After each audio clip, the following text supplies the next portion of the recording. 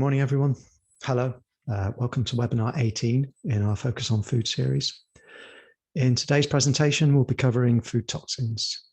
For those of you who haven't attended one of these presentations before, the primary aim is to provide a basic introduction to a topic that can be relevant to food business owners and managers, as well as those with responsibility for the food safety and quality function.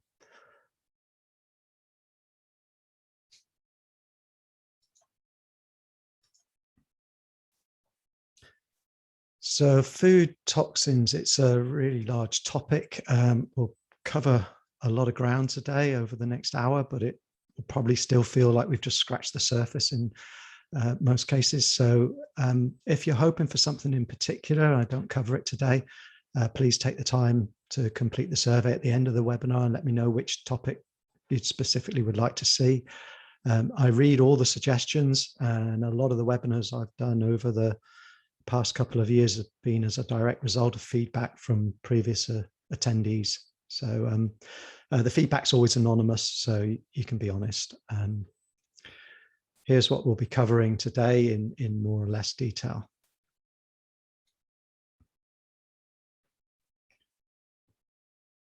Okay, food, obviously an essential ingredient for survival of living organisms, following behind perhaps only oxygen and water in importance.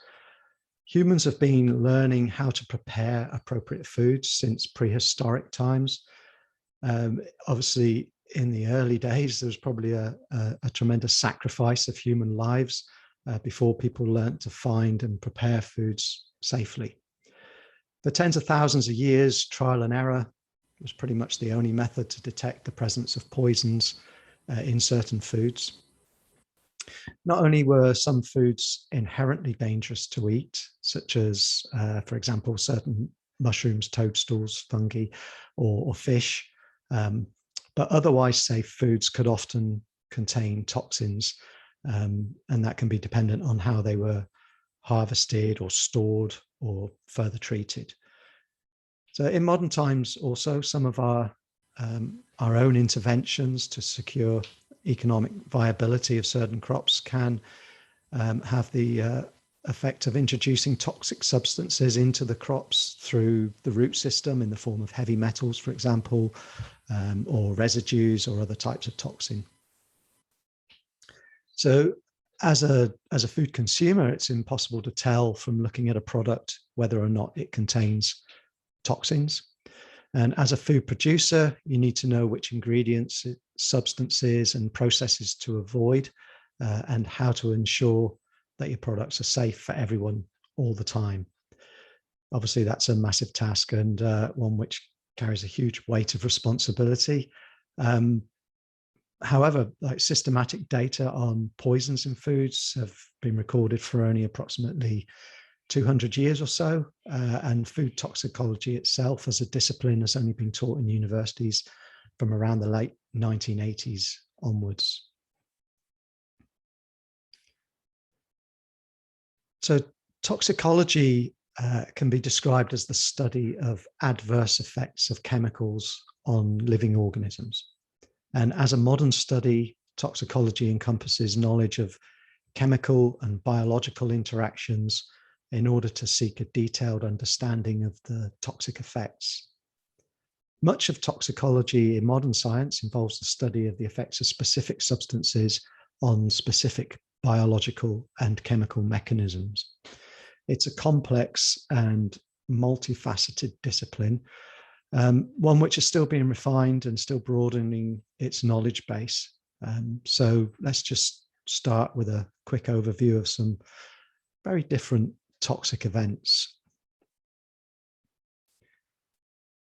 In 1692, a small town in Massachusetts, USA, called Salem, was the center of a series of quite disturbing events which had far-reaching consequences over the years.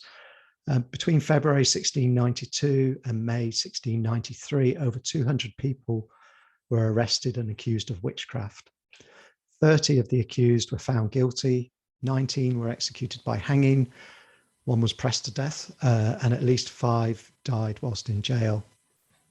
it was historically the deadliest witch hunt in the history of colonial North America, and until fairly recently was regarded as a case of mass hysteria, apart from the people that believed it was actual witchcraft.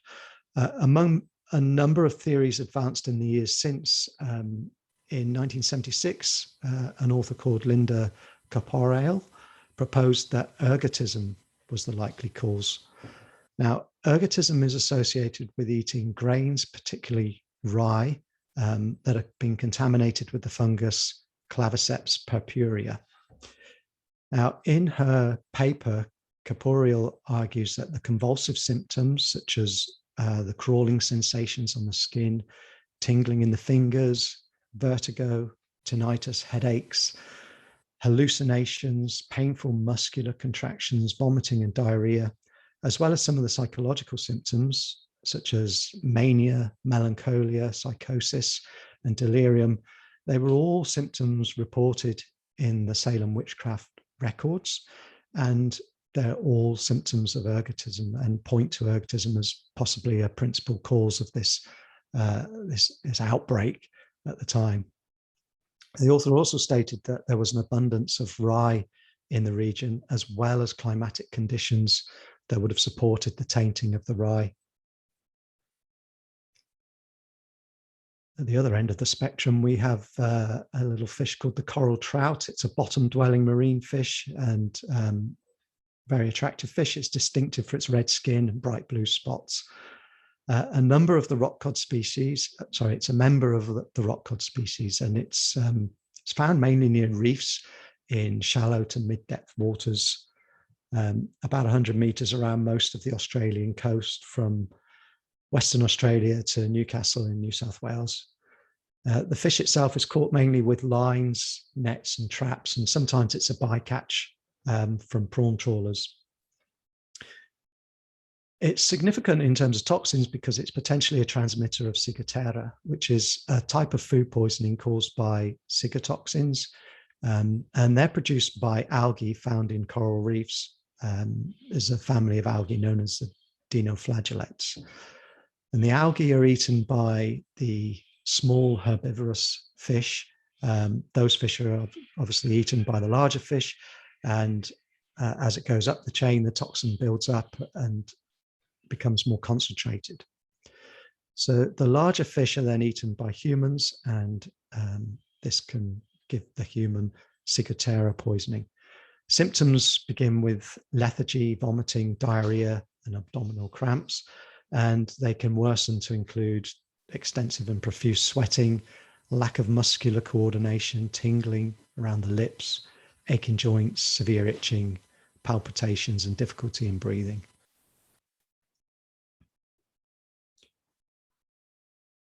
Red tide is a common colloquial term for what is known as harmful algal bloom, and that can occur along many coastal regions globally. You can see from the pictures that it can lead to spectacular discoloration of the sea surface, although more often than the spectacular, it looks a bit sort of rusty instead. But the coloration is due to the large concentrations of aquatic protozoa and algae, again, such as the dinoflagellates and algae called diatoms. The blooms can be caused initially by the runoff from farm waters, which contain fertilizer, sewage, and livestock waste, and that transports the nutrients into the sea, which stimulates and feeds these bloom events. These sometimes massive events produce a range of toxins that affect both marine life and humans. The toxins such as the brevetoxins can become aerosolized, which means they go up into the air and they're harmful to humans once breathed in. At the same time, improperly harvested shellfish can become reservoirs of a specific toxin group called saxitoxins.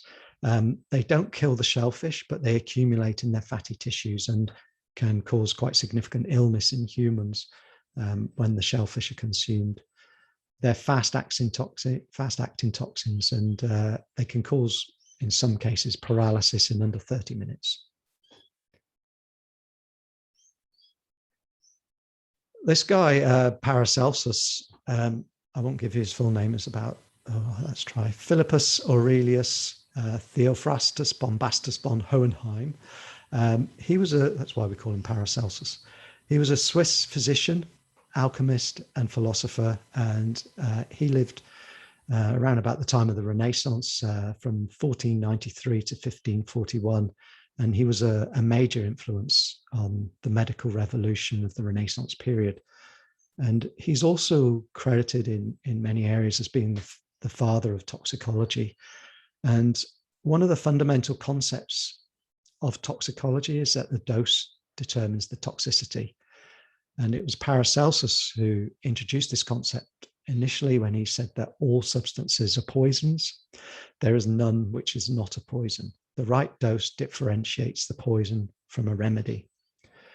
And from this, the answer to the question, is this substance toxic? It must always be yes, if taken in a large enough dose. So it's largely thanks to Paracelsus and some of the guys that followed on from him that two of the primary objectives of toxicology are to quantitate and to interpret the toxicity of substances.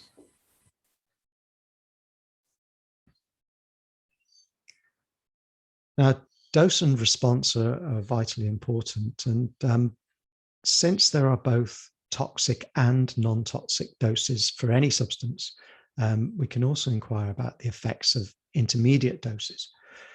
So in fact, the intensity of biological response is proportional to the dose of the substance to which the organism is subjected. So as the dose of a substance approaches a toxic level, there is no one point generally at which all of the organisms in a study group or a test group or a population will suddenly develop toxic symptoms. Instead, there's a range of doses to which individuals in the test group respond in similar ways. So when determining what may be a lethal dose of a substance, toxicologists use something, a phrase called the LD50, which basically means in a group of 100 subjects, the stated LD50, lethal dose for 50% of the participants, is the dose that will kill half of them. And from this, we get these dose response curves. So to put that into perspective, the LD50, or the lethal dose for 50% of people, for caffeine, for example, is 200 milligrams per kilogram of body weight. Now, to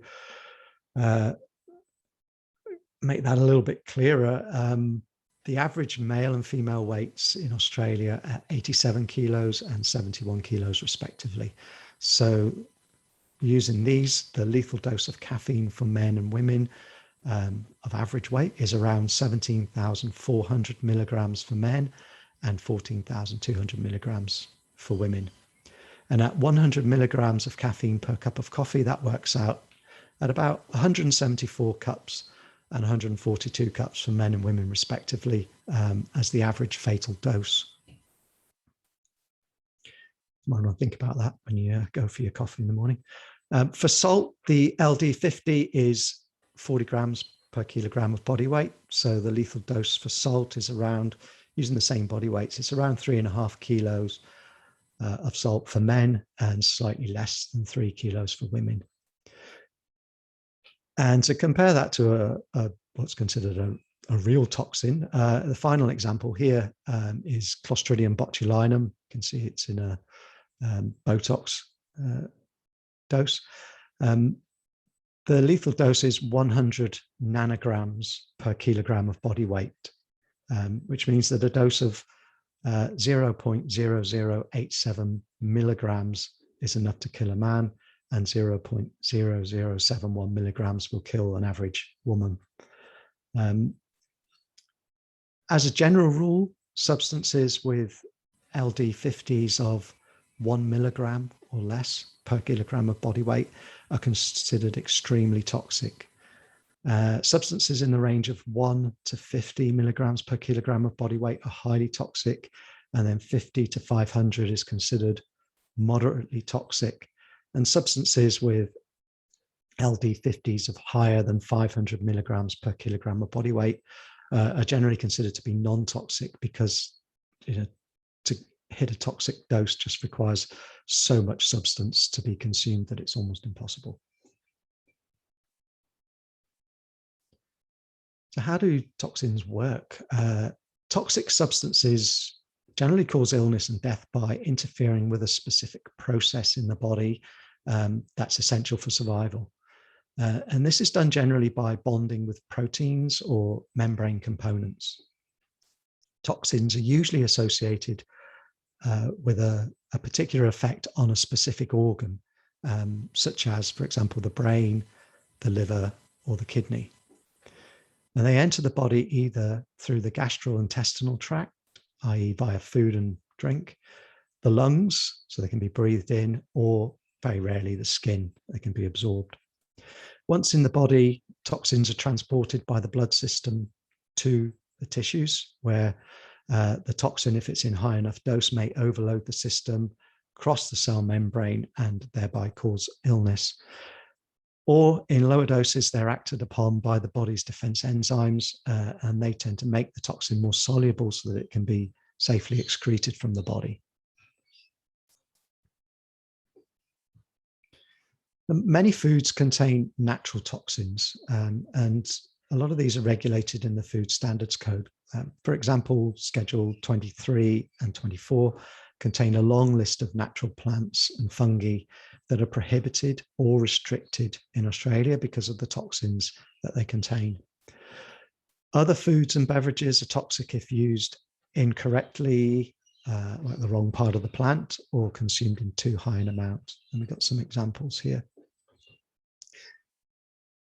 Prime among these, obviously, is alcohol. It can affect people in different ways. So it's a requirement for food and beverages that contain alcohol to carry both a statement of the alcohol content and a statement of the number of standard drinks that are contained within the package. And according to the Food Standards Code, a standard drink for a beverage containing alcohol is the amount of that beverage that contains 10 grams of ethanol when measured at 20 degrees C.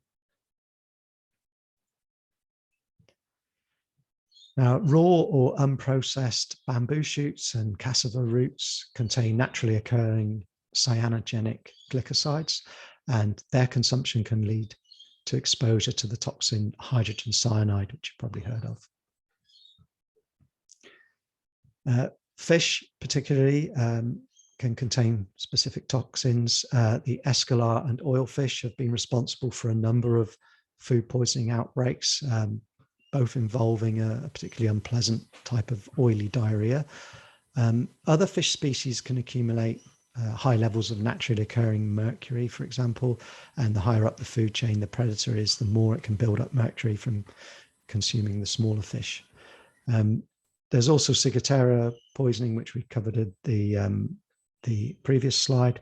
But there is also scombroid or histamine poisoning, and that can be caused by inadequate temperature control of fish when they're landed at sea, and that will lead up to the buildup of histamine levels in the fish flesh, and that can cause sickness in people. I didn't really know about this one before. Apples and pear seeds, like the kernel of apricots and beeches, contain amygdalin, and that's a naturally occurring cyanogenic glycoside. So if you consume enough apple and pear seeds, amygdalin can release hydrogen cyanide in the stomach, which can cause discomfort, illness, and extreme cases can be fatal. It's more concentrated in the kernels of apricots and peaches. And in 2015, for this reason, FSANZ banned the sale of raw apricot kernels.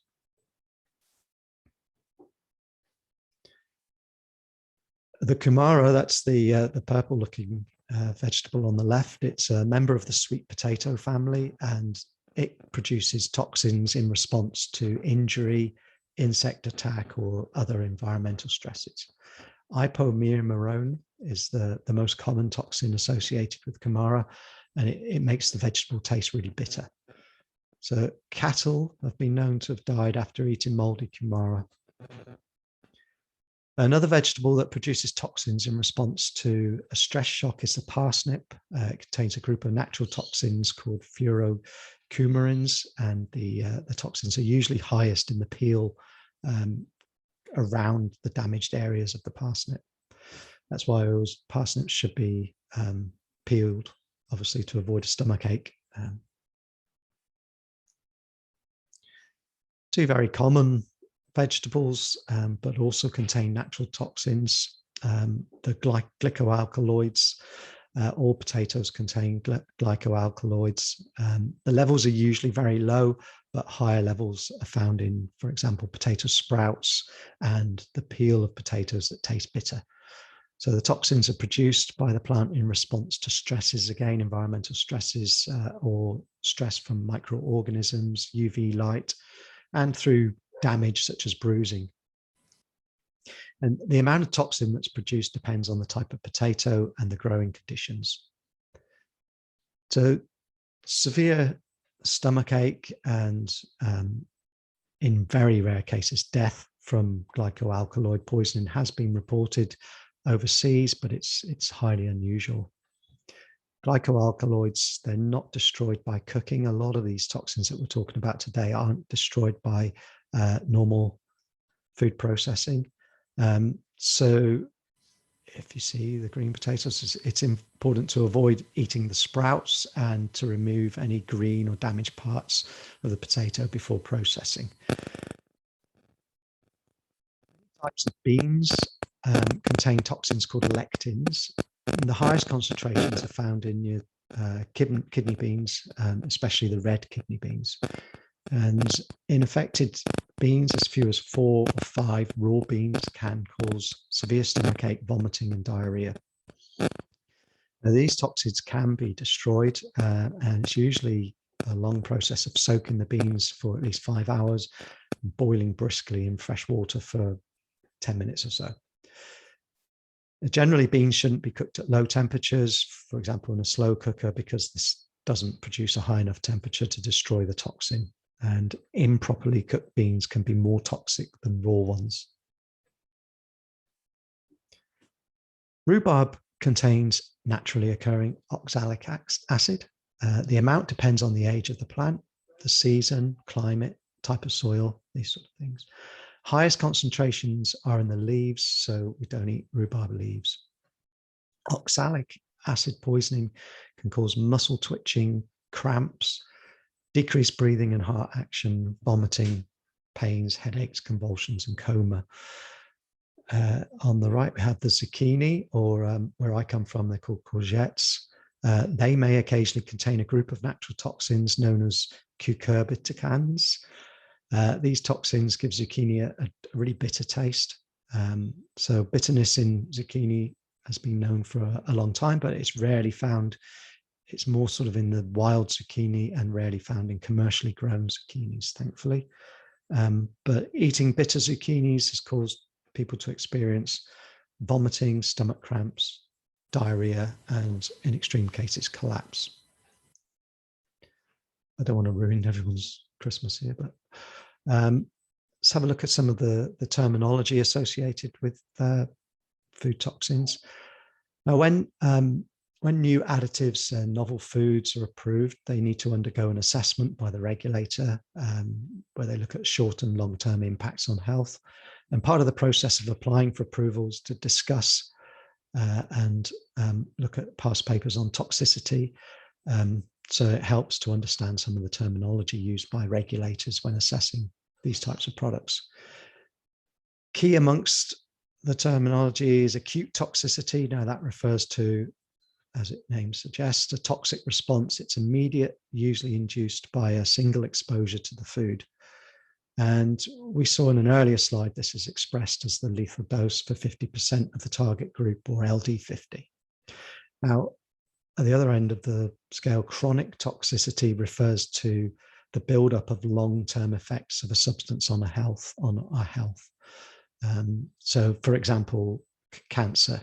And testing for long-term toxic effects involves feeding the substance generally to rodents for around 20 to 24 months. Now, the dose that causes cancer in at least 50% of the rodents is called the tumor dose, and that's known as TD50. Another parameter that's required to be known is the maximum tolerated dose, or MTD, and this is the highest amount of a substance that can be fed to a subject without inducing an adverse response that you can see. This response is known as the NOAEL, which is the no observable adverse effect level, and it's used in chronic feeding tests to determine an acceptable daily intake in substances that are known to induce a toxic response. So there's the calculation, because we don't want to have limits that are even close to the lethal dose for humans. Regulators use the NOAEL data to inform acceptable daily intakes for toxins. So obviously death is not the only consideration when it comes to ingesting substances that may have a toxic effect on the body. So the NOAEL, therefore, is the dose level at which there's no observable adverse effects of the substance on the test subject, again, usually rats. So the ADI, the acceptable daily intake, is calculated by dividing this figure, the NOAEL, which is expressed in milligrams per kilogram of body weight per day, by 100. So all ADIs for non-carcinogens are set to 1/100th of the NOAEL, and that is generally enough to ensure absolute safety.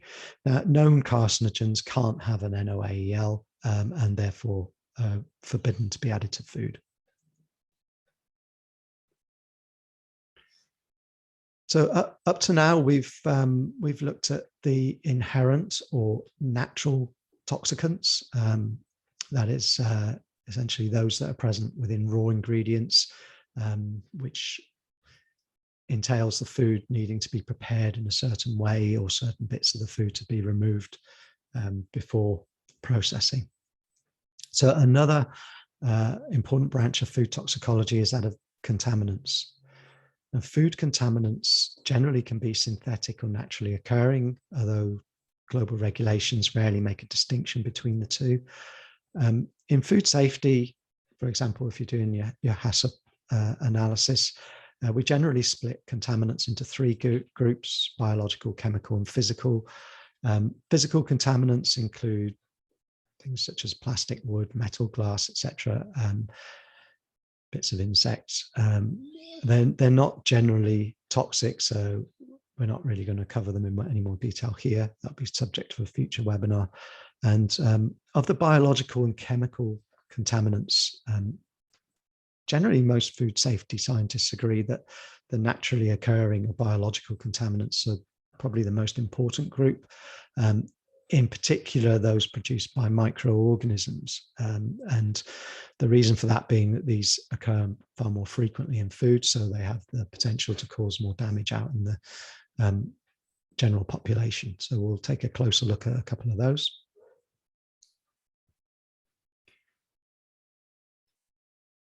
As you know, most of what we do in food hygiene and food safety is to safeguard food from the introduction and growth of harmful microorganisms that can cause illness in humans.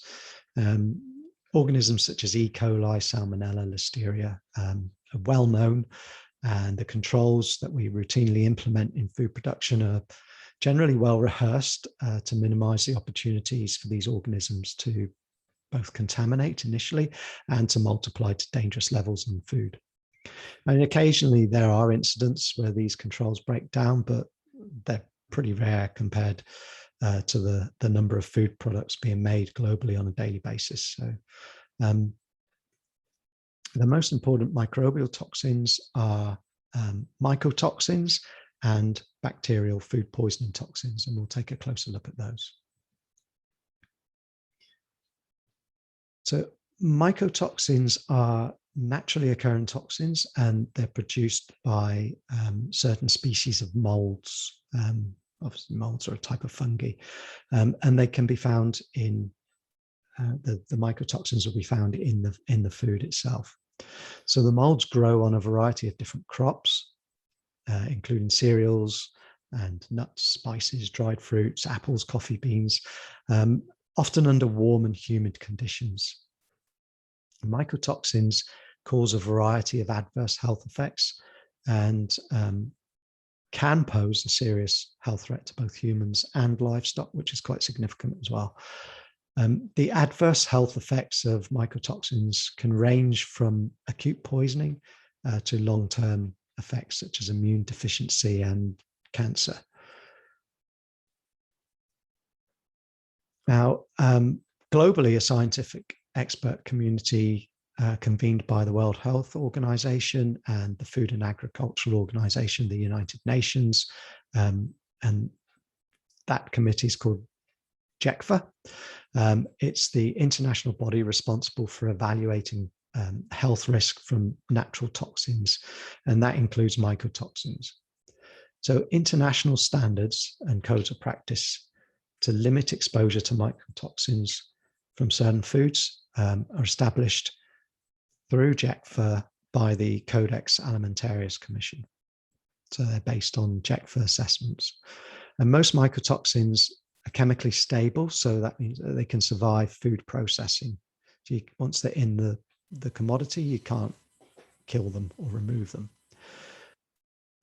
There are several hundred different mycotoxins that have been identified, but some of the most commonly observed that present a concern to human health and livestock include ones you've probably heard about, such as aflatoxins, ochratoxin A, patulin, fumonisins, Ziara leone, and nivalenol. Mycotoxins can appear in the food chain as a result of mold infection on crops, and this can occur before and after harvest. Exposure to these toxins can happen in humans either directly by eating infected food or indirectly by consuming animals that have been fed on contaminated feed. And this can be from either the flesh or in particular from the milk. The effects of some foodborne mycotoxins are really acute, with symptoms of severe illness appearing quite quickly after consumption of the products that have been contaminated with them.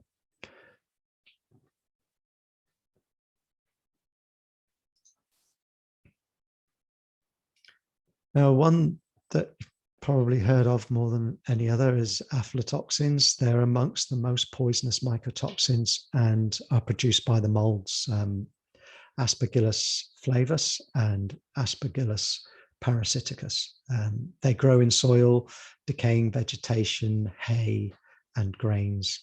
And crops that are frequently affected by the Aspergillus species include cereal crops such as corn, sorghum, wheat, and rice, oil seeds such as soybean, peanuts, you would have heard of how they're impacted, sunflower and cotton seeds, in spices such as chili, black pepper, coriander, ginger has been affected by it, and in tree nuts. So we're looking at pistachio, almond, walnut, Brazil nuts, these types of nuts.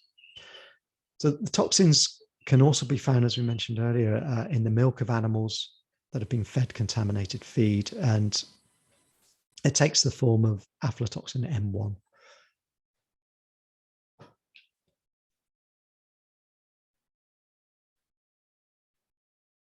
So aflatoxicosis is the acute poisoning that can be caused by consuming high levels of aflatoxins, and it can be life-threatening, usually through long-term damage to the liver. They have been shown to be genotoxic as well, which means they can damage DNA and have caused cancer in animal species. There's also evidence that they can cause liver cancer in humans, so it's serious stuff. Ochratoxin A is produced by several species, again, of Aspergillus and also Penicillium, and it's a fairly common food contaminating mycotoxin. Contamination of food commodities such as cereals and cereal products coffee beans, which is what these guys are on the left, wine and grape juices, spices, licorice, and it occurs worldwide. Ochratoxin A is formed during the storage of crops, and it's known to cause a number of toxic effects in animal species and also humans. The most sensitive and notable effect generally is kidney damage, but it may also have an effect on fetal development and on the immune system.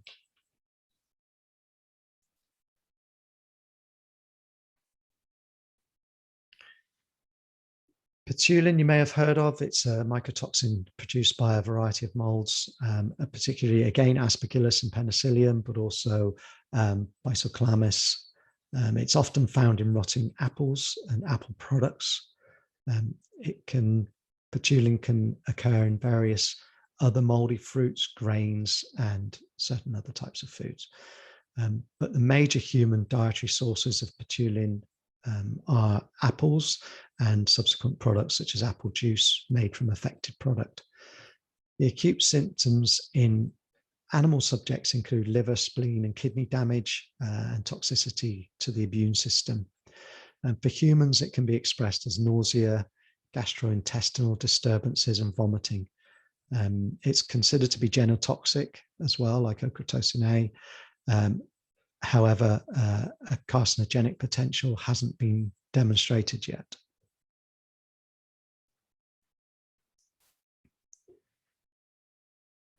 Finally, in our roundup of mycotoxin, we have Fusarium fungi.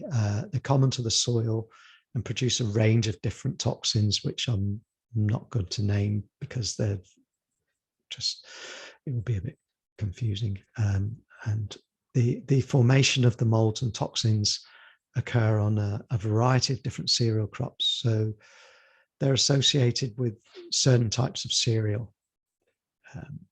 For example, wheat, oats, and maize being the key reservoir for some of the major Fusarium toxins.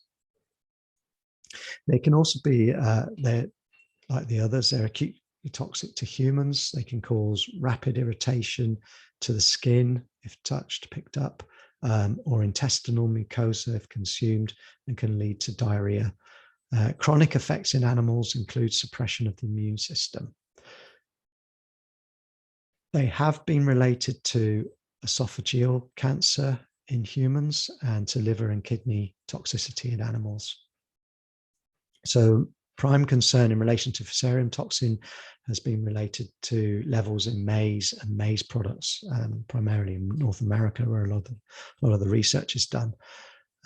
There's only really limited information in relation to contamination in Australia and New Zealand, so it's not necessarily a major issue for homegrown maize. So the contamination of food and feed with mycotoxins is a global threat to food safety. It has obviously potentially enormous public health, but also economic significance. Mycotoxin contamination risk is very weather dependent. And when commodities like grains, cocoa, coffee, spices, dried fruits, etc., are imported, the risk can be unpredictable, and an analytical control system, ports and imports, etc., must be vigilant at all times. Generally, globally, the scenario is changing now. 10 or 20 years ago, we weren't seeing so much in terms of mycotoxins, but certainly in more recent years, climate change seems to be driving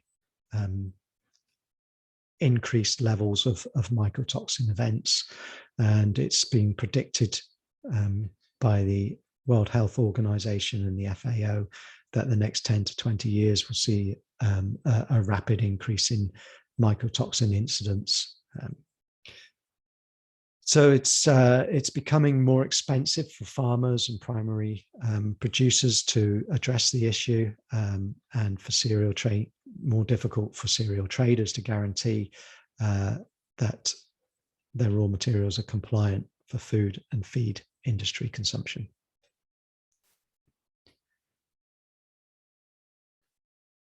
So Schedule 19 of the Food Standards Code here in Australia and in New Zealand contains maximum levels for a wide range of natural toxins and contaminants in foods.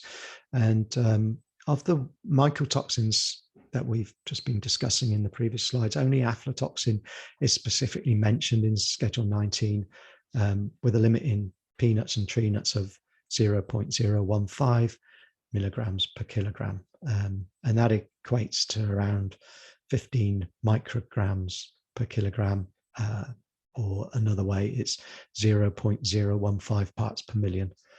To put that into perspective, ALS has a NATA accredited method for aflatoxins, and that can detect 1 microgram per kilogram, which is 0.001 part per million or milligrams per kilogram. So in Australia, at fairly regular intervals, we have something called the Australian Total Diet Study. And 10 years ago, the 23rd of these included dietary exposure estimates for mycotoxins. And back then the news was good. It found no detection of mycotoxins in any of the foods tested, but obviously concern globally is that this may be changing. So Fazan's obviously at the time looked at these results and reinforced the approach of not having mandatory specifications in the regulations for other mycotoxins in food products. But that doesn't necessarily mean that limits don't exist globally. Which brings us to international specifications, which is always a good place to look as well for when you're doing your HACCP plans. International agreements are in place through Codex standards. Those standards are freely available online. They're used to set specifications for international trade. So anybody that's looking to export would need to comply with Codex standards, even if they feel like you're fully compliant with the Fazan's standards, just need to check Codex as well. Codex maximum level for a contaminant in a food or a feed commodity is the maximum concentration of that substance recommended to be legally permitted in that commodity in terms of global trade. Now, the main Codex document for contaminants is called the General Standard for Contaminants and Toxins in Food and Feed. That was formally adopted in 1995 and last amended in 2019. It contains maximum levels for a much wider range of mycotoxins than are in the Food Standards Code. So, for example, ochratoxin A in wheat, barley, and rye has a maximum level of 5 micrograms per kilogram. And also patchoulin in apple juice, that has a maximum level of 50 micrograms per kilogram.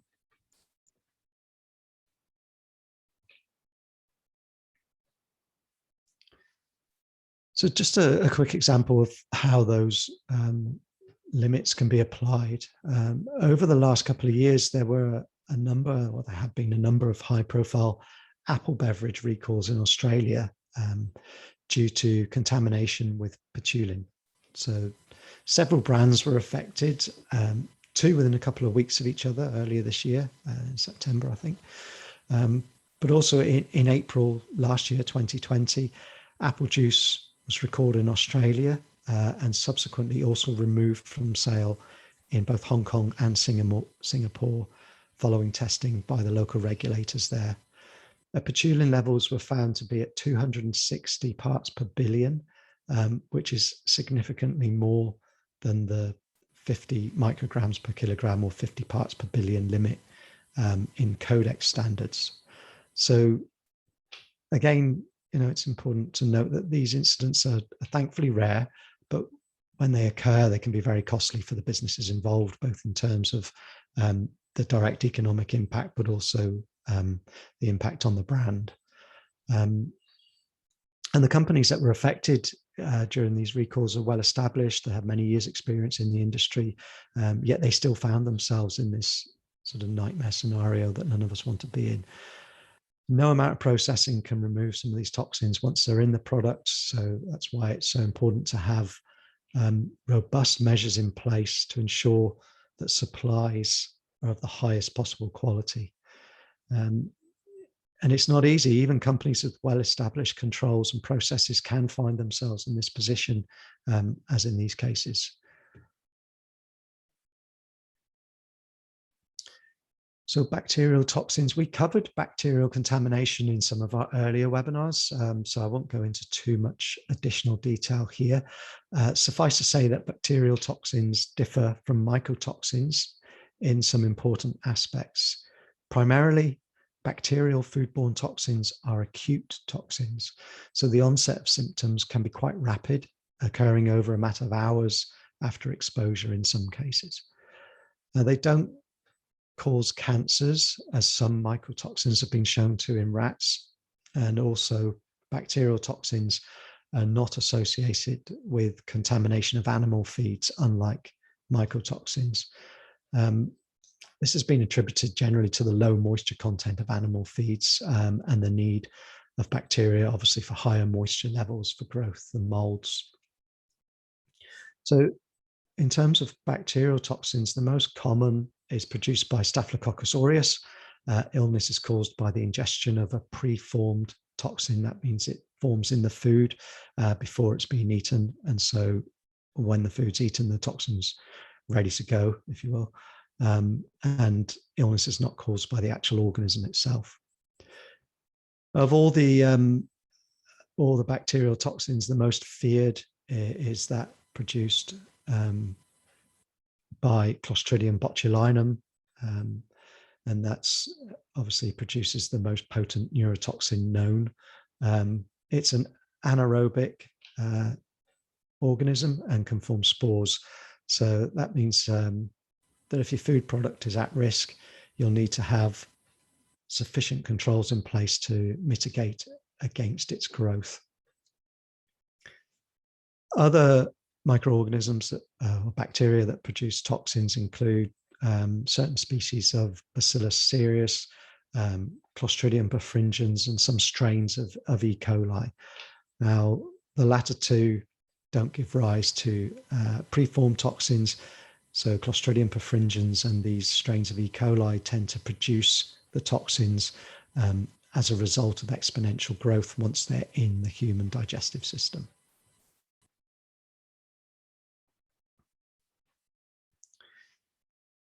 Agricultural and veterinary chemicals can be present in food commodities, as you know, and there are maximum residue limits set for hundreds of chemical and food combinations in Schedule 20 of the Food Standards Code.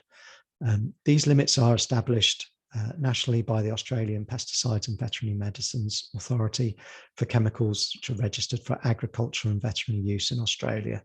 Now, I won't be going into more detail during this webinar, purely because AgVet chemicals, MRLs, and testing will be the subject of our next webinar when we come back in 2022.